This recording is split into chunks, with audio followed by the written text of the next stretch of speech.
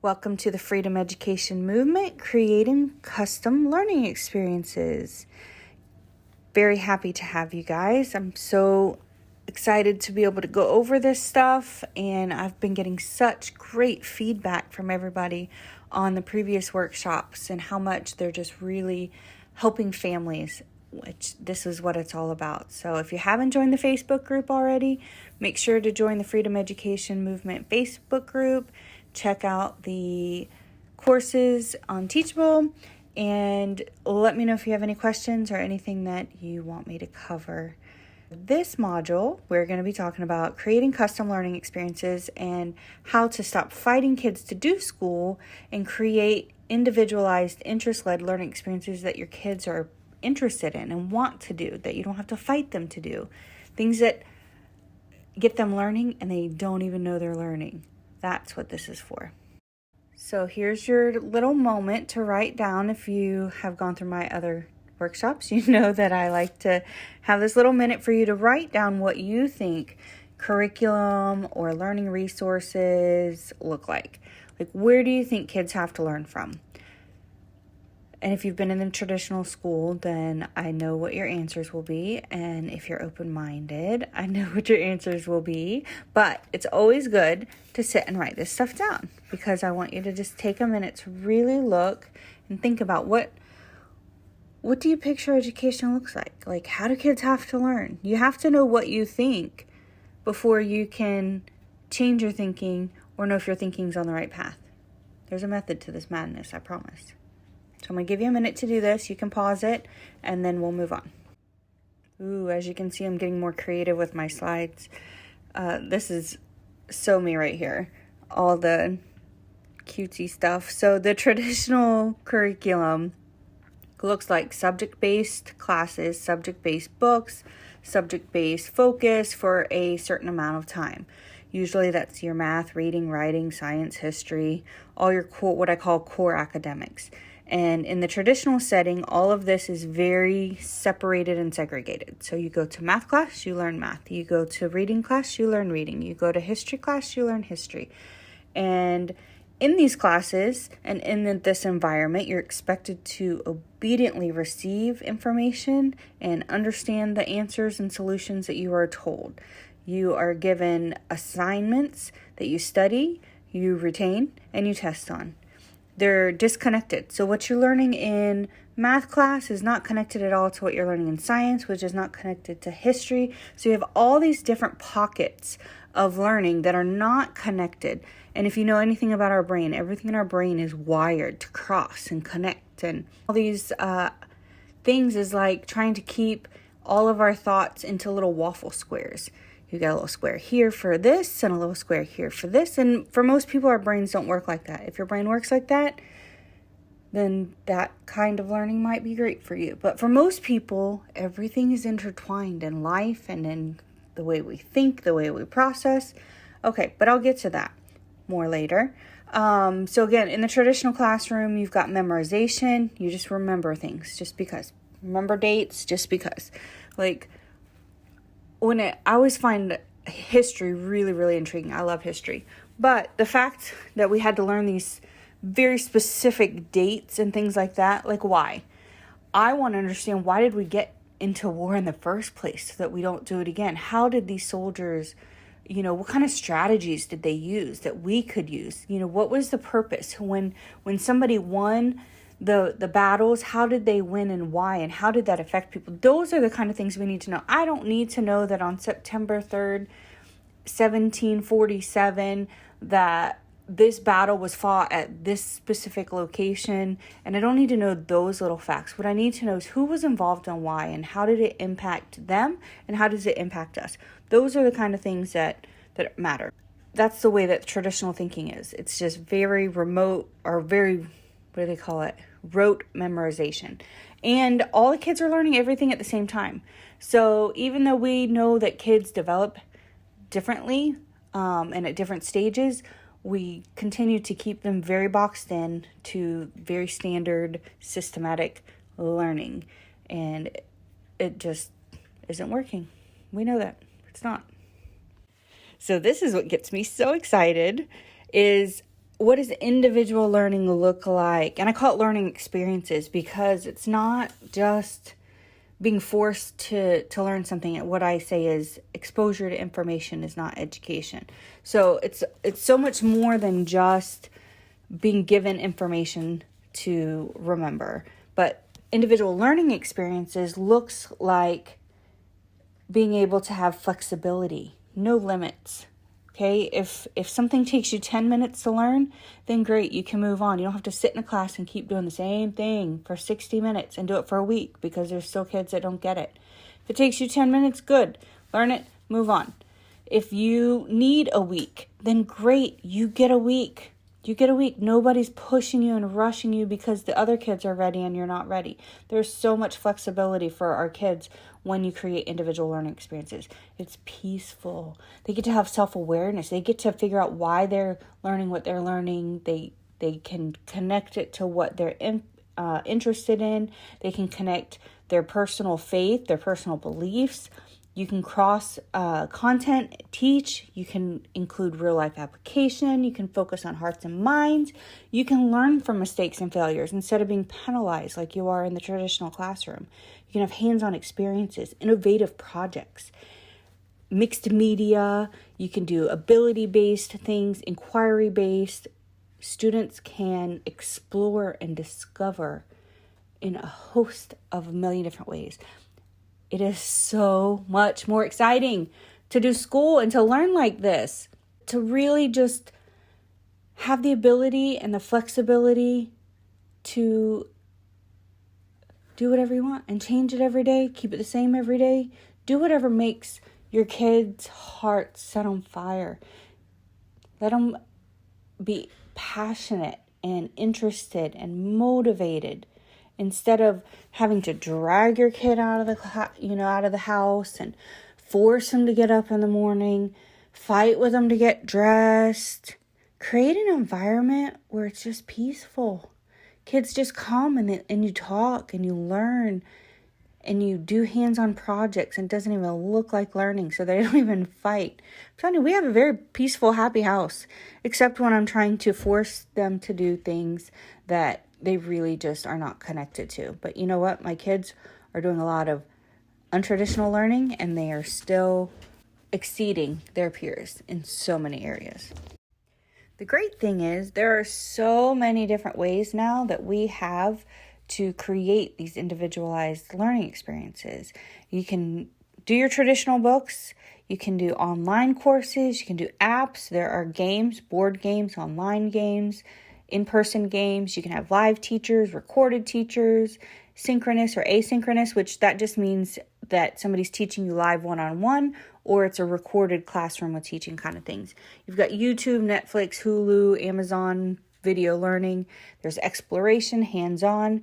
There's a host of ways that you can present information and provide learning experiences for our kids. And I honestly think that you absolutely should mix it up. I don't think that a kid should learn everything from books, everything from workbooks, everything online, everything with a lecture teacher, everything sitting at the table. You have to mix it up. For me, like math, I'm not ever going to teach math. So I do apps.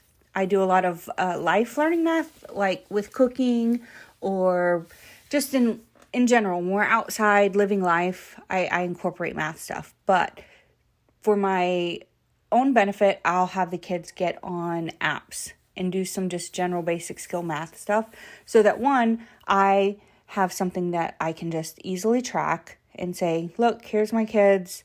I take screenshots of their progress and all that kind of stuff. And I have something for their portfolio where I can prove if anybody wants to come challenge me that, oh, look, see, they know their math skills. But as far as, I don't make it intensive. I don't make it a big, sit down and we're going to, do this for an hour. No, I find the best way to teach them. And if they don't know how to do something and the app's not working, then we'll go to YouTube and we'll find a teacher. If I really needed them to have a credit, I would find an online teacher for that. It would not be me. I will do a lot of other things. It will not be that. So there's a lot of opportunities. I say all that to say that there's a lot of different ways that you can create and present information to your kids. And you should absolutely mix it up. And part of the reason I call this the freedom education movement is because there's so much freedom in breaking free from the traditional methods. There's freedom in matching kids' interests to their learning and there's freedom in being able to change course. If something's not working, just change it. You can't do that in the classroom. If a teacher is doing something a certain way, it's not working for your kid, guess what? Too bad, so sad. Okay, they have to stick with it. If a school adopts a certain kind of curriculum and it's terrible, and let me tell you, I have worked with some terrible curriculum, and especially with the online schools, you can't change it. I mean, it takes years for them to find new curriculum, approve it, get it set up. It's awful. There's freedom. You don't have to do that. Don't dump thousands of dollars into curriculum or hundreds of dollars or anything.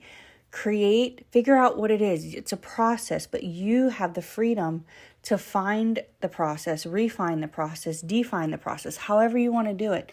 You have that freedom to create meaningful learning and create an environment that is going to build your kid up. Even if they're struggling academically, you know that you can put more effort into whatever they're struggling with. You can put more effort into building them up so that they believe that they can do it even when they are struggling. That is the power of creating your own environment and your own learning experiences for these kids, is that you have the freedom to build your kids up where they need to be built up. So step 1 or tip 1 or whatever you want to call this, start small, guys. You do not need to go figure this out right now and go invest a bunch of money into a single curriculum. Again, I don't think you should have everything under one curriculum anyway. I think it needs to be mixed and matched. I think you need to do all those things I talked about in previous modules. You need to know your kid, learn your kid. Have some time to de-school and break away from that traditional thinking that you need to have this whole set curriculum and you need to be doing school 6-7 hours a day. Okay, there's no one size fits all, and there's no pre-built or created curriculum out there that's going to work 100% for every kid. So if you have more than one, you don't want to buy a curriculum. What you buy for one might not work for the other, probably will not. What you need to do is go through the deschooling process. Start small, save your time and money up front, and just invest in a couple of things. Try out some free things that are similar, like video learning or workbook learning or homeschool groups locally, whatever it is, OutSchool. And then once you see what works or doesn't work, then you can start investing more money. I promise you, save your money. Don't just dump it all into something, because you'll be frustrated and you'll be reselling stuff in the homeschool groups. And I know for some of you, this is still really overwhelming and really hard, which is why you can have access to this workshop. You can watch these videos over and over. You can come back to them.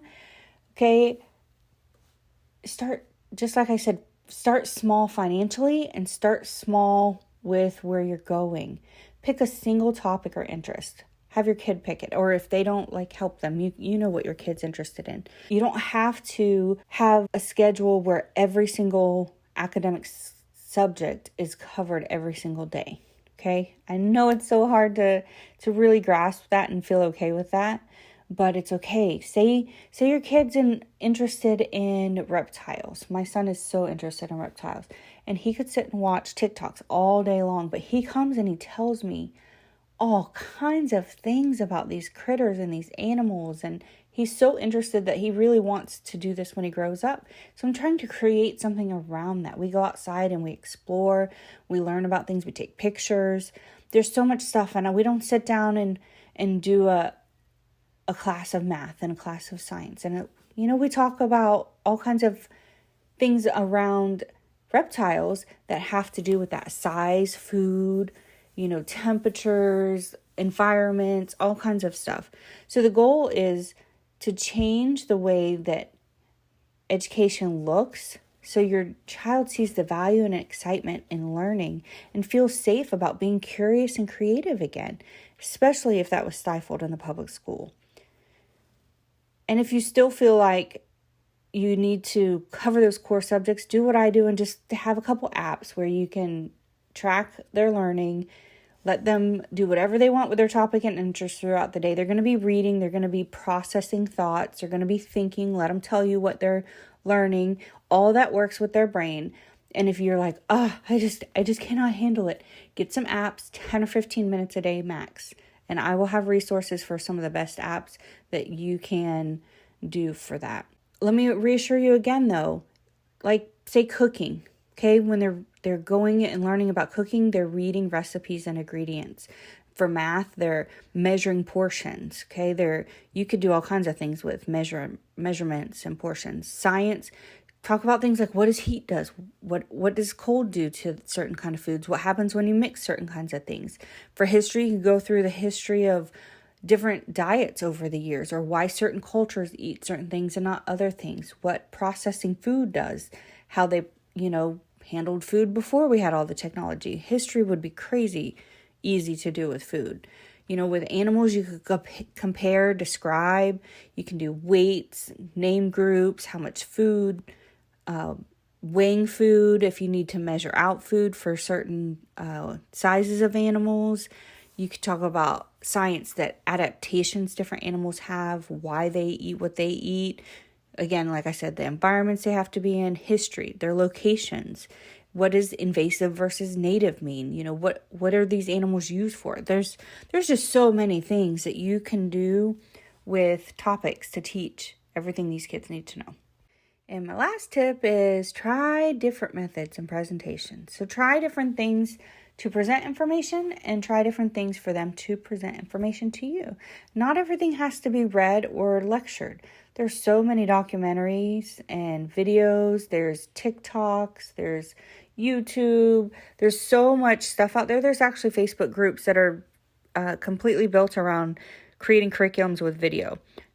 So there's a lot of different ways that you can present this information and try different things. It's okay. Maybe what works for one subject doesn't work for another subject.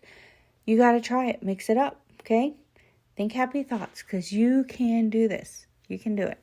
And again, we're going to have lots of tips and tricks and things like that in the Facebook group, the Freedom Education Movement. But make sure you're there so that you can get all kinds of really cool and creative ideas.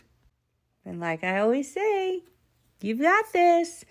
You can do it. You can create an environment and a learning experience that is going to help your child thrive, help your child become interested in learning, and become motivated to passionately pursue what they're interested in. And you know what? There's going to be seasons when they don't know what they're interested in, and they're not very passionate or motivated to do anything. Those are the seasons you just pour into their hearts and minds, pour into who they are. Let them figure out what motivates them, what is going to get them moving in life, what's going to get them up and going. Pour into that part of them when you're struggling with the academic side, because they will reach a point where they get interested enough to go pursue learning. And then you're going to be ready to guide them and give them opportunities and show them how learning can help them reach their goal or help them learn more about what they're interested in. You've got this. And we're almost to the last part of the workshop, which is measuring momentum. So make sure to join us on the Measuring Momentum workshop, where we are going to celebrate learning and success without the standardized testing labels. So I'm going to show you where to find your local laws and requirements as far as what you need to have to measure your kids' progress, what state standards are and how those are kind of incorporated, and then how can you measure growth and gains if you're not going to do standardized testing.